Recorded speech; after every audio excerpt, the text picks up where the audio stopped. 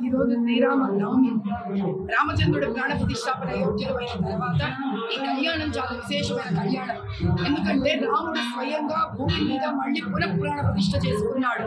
అటువంటి చిన్న బాలరామచంద్రుడు 15 ఏళ్ల వయసులో ఆయన కళ్యాణం జరగడం, ఆ కళ్యాణం ఈ శ్రీరామనవమిలో నిజంగానే రామచంద్రుడే స్వయంగా వచ్చి భారతదేశంలో ఆయన కళ్యాణాన్ని జరుపుకోవడం, ఈ కళ్యాణం అయిన తర్వాత ఆయనకు పట్టాభిషేక హక్కు రావడం, దాంతో మనకు ఎన్ని ఏళ్ల నుంచి యుగాల నుంచి ఎదురు చూస్తున్న పునః రామరాజ్య స్థాపన జరగడం.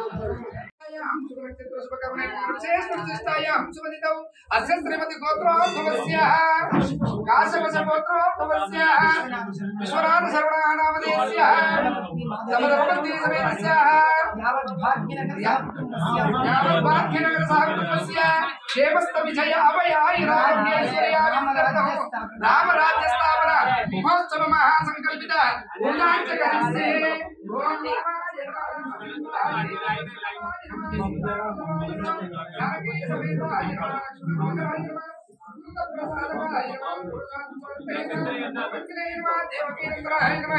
ఓం శ్రీరామాయ నమః రామభక్తాయ నమః. ఆరతి ప్లేట్ తీసుకోవాలా?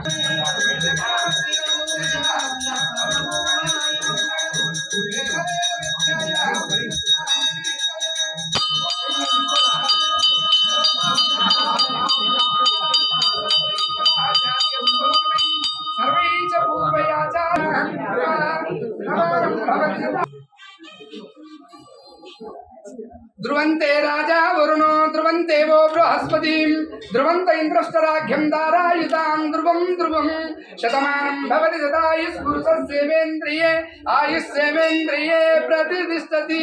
श्रीरामचंद्र स्वामी कृपा कटाक्ष फलसिद्धिरस्तु भजकीयाभिवृद्धिरस्तु दिनदिनाभिवृद्धिरस्तु भाग्यनगर दिनदिनाभिवृद्धिरस्तु तदास्तु मनोवांछा फलसिद्धिरस्तु.